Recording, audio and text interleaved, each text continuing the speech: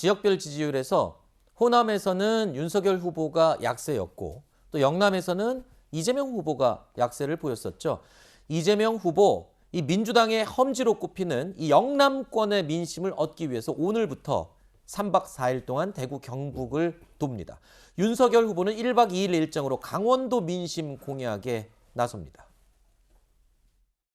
안동은 제가 어린 시절을 보냈고 지금은 부모님, 조부모 모두 지금 이 안동, 봉화에 오셔서 영원히 잠들어 계십니다. 제 마음의 뿌리가 어딘가를 언제나 생각해 봤는데 결국은 선비 정신이 아니었을까 그런 생각을 합니다.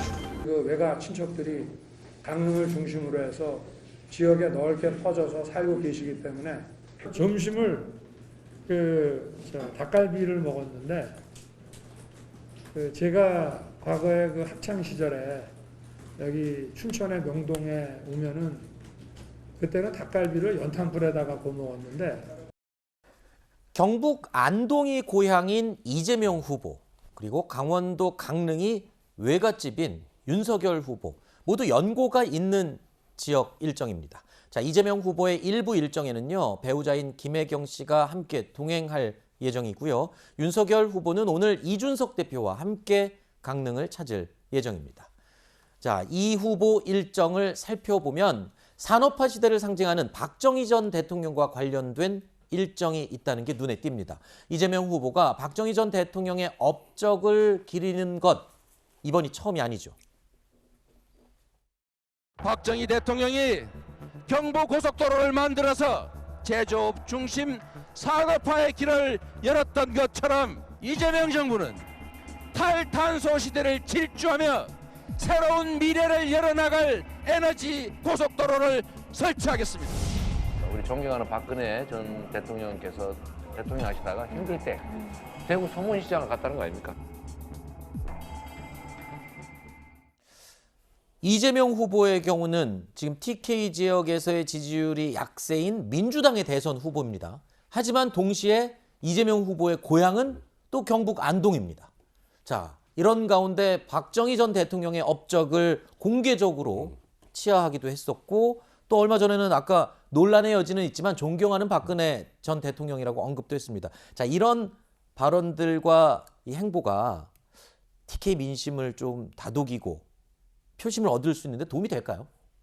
일단 좀 두고 봐야죠. 지금 네. 어쨌든 고향이 경북 안동이고 이번 같은 경우 이제 2박 3일 원래 일정이었는데 이걸 후보가 직접 1일 더 늘려달라 해서 3박 4일로 늘렸다고 그러거든요. 네. 어쨌든 이재명 후보는 지금 지역을 쭉 돌고 있는데 호남 같은 경우에 3박 4일로 가고 그다음에 한 2주 정도 공을 들이면서 호남 지역에서 약간 이재명 후보의 지지도가 올라왔고 대신 또 20%까지 올라왔던 윤석열 후보의 지지도가 내려갔어요. 네. 그러니까 그게 좀 영향이 있기 때문에 여기 이제 고향에 가서 박정희 대통령의 업적을 찬양하는 건 너무 다 그렇게 해야만 어쨌든 그 표를 올릴 수 있는 거니까. 다만 이제 이재명 후보가 저렇게 얘기한 것들이 과연 진심일까?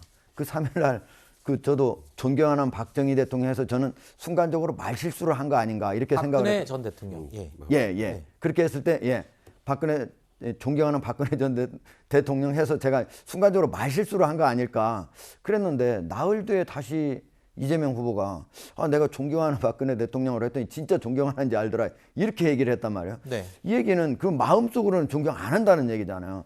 그러니까 사람들이 그런 얘기를 왜 저는 이재명 후보가 7일 그런 얘기를 했을까 참 궁금한데 그렇게 하면은 결국은 아무리 가서 많은 그 노력을 하더라도 결국 진정성은 의심하게 되는 거 아닌가. 아하. 예, 이번 같은 경우에도 뭐 금호공대도 가죠, 경부고속도로 기념탑도 가죠, 그 다음에 포항공대도 가죠. 나름대로 여러 군데를 가면서 내가 박정희 대통령을 존경한다. 그리고 박정희 대통령의 산업화 그리고 우리나라 근대화시킨 거, 그 경제적으로 크게 성공하게 한 거를 내가 존경한다고 보여주려고 하는 거거든요. 근데 과연 국민들이 그리고 그 지역 사람들이 진짜 진정으로 그렇게 하는 건지 그거는 과연 2박 3일 네. 동안에 그게 3박 4일 동안에 바로 변할까요? 제가 보면 좀 시간이 네. 많이 걸릴 거라고 생각을 합니다. 그러니까 최근에 이재명 후보가 내가 존경한다고 말했다고 진짜 존경하는 줄 알아요. 이 말을 안 하는 게 나았었을 것 같아요. 왜냐하면 그 발언 이후에는 이제 앞으로 하는 모든 좋은 수식어구가 거기에 과연 진심이냐 이런 그렇죠. 지금 의심을 받는 상황이 됐거든요. 더군다나 TK를 방문해서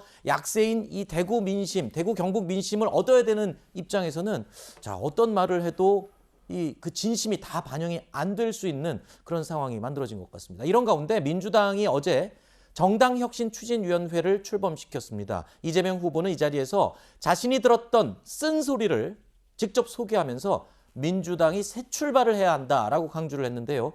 들어보시죠.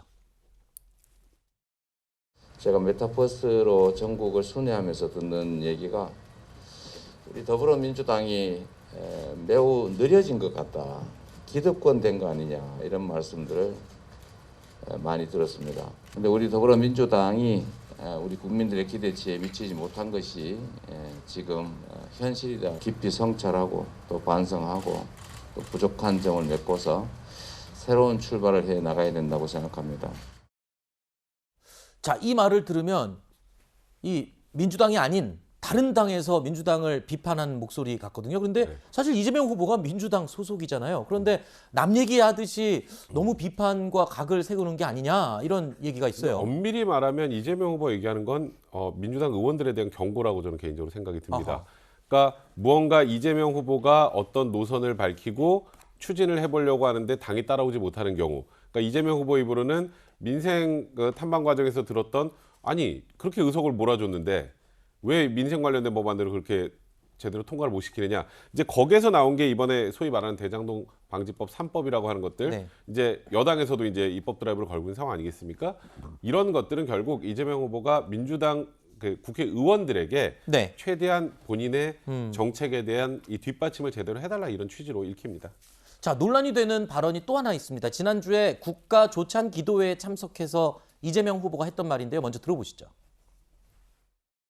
저희 어머니도 권사님이셨고 작년에 돌아가시긴 했지만 또 제 아내도 아주 어릴 적부터 교회 반주를 했던 독실한 성도여서 저도 이제 분당 우리 교회에서 열심히 우리 주님 모시고 있습니다. 주님의 은혜로 또 주님의 인도로 이 자리까지 왔습니다. 이재명 후보는 아내인 김혜경 씨도 독실한 성도이고 자신이 다니는 지역 교회의 이름까지 직접 들으신 것처럼 언급을 했는데요. 그런데 해당 교회에서 하는 이야기는 달랐습니다.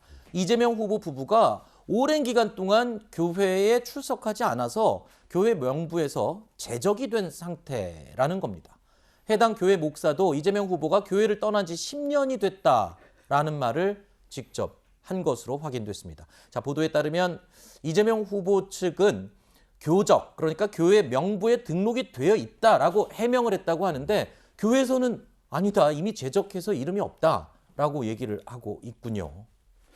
그 두 사람 뭐 틀린 말을 한 건 아니라고 봐요. 왜냐하면 이재명 후보 같은 경우에는 그 교회에 나가서 어쨌든 등록을 한번 한 적은 있잖아요. 근데 아마 이재명 후보는 등록 한번 하면 계속 그 교회 다니는 걸로 생각하는지 모르겠지만 그 교회 측에서는 등록 한번 하고 그 다음에 계속 10여 년 동안 안 나왔으니까 사실상 이건 제적 상태다. 우리 교회 안 다니는 거다. 뭐 보통 생각하면 다른 교회로 옮겼을 것으로 이렇게 추정을 하게 되잖아요. 그러니까 우리 교회 안 다닌다 이렇게 얘기할 수 있는 거고 이재명 후보 같은 경우 내가 한번 거기는 등록은 한번 했으니까 네. 그 교회 다닌다 이렇게 얘기하는 것 같은데 일반적인 이재명 후보의 생각이 일반적인 일반 교인들, 기독교인들의 생각하고는 좀 차이가 있는 건 사실입니다. 네. 뭐 절에 자주 안 간다고, 교회에 자주 안 간다고 본인의 종교적인 신념이 없다, 뭐 이렇게 또 쉽게 얘기할 수 있는 부분은 아니니까요.